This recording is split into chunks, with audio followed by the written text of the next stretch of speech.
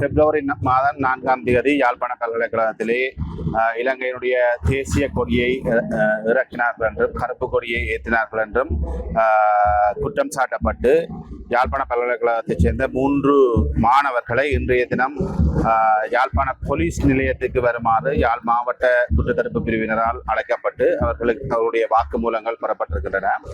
அந்த வகையில் இன்று காலை 9:30 மணி முதல் தற்சமயம் வரை இந்த 3 மாணவர்களும் யாழ்ப்பாணம் மாவட்ட குற்றத்தடுப்பு பிரிவிலே தங்களுடைய வாக்குமூலங்களை தெரிவித்திருக்கிறார்கள்.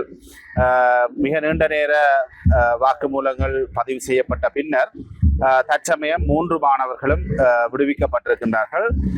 இது தொடர்பாக சட்டமா அதிபருக்கு தங்களுடைய அறிக்கைகள் சமர்ப்பிக்கப்பட்டு சட்டமா அதிபரிடமிருந்து மேலதிக ஆலோசனைகள் வழங்கப்படுகின்ற பொழுது தேவைப்படின் இந்த மாணவர்களை மீண்டும் அழைப்பதாக குறிப்பிட்டு இன்றைய தினம் மாவட்ட குற்றத்தடுப்பு பிரிவிலிருந்து இவர்களுடைய வாக்குமூலம் பதிவு செய்யப்பட்ட பின்னர் விடுவிக்கப்பட்டிருக்கிறார்கள்.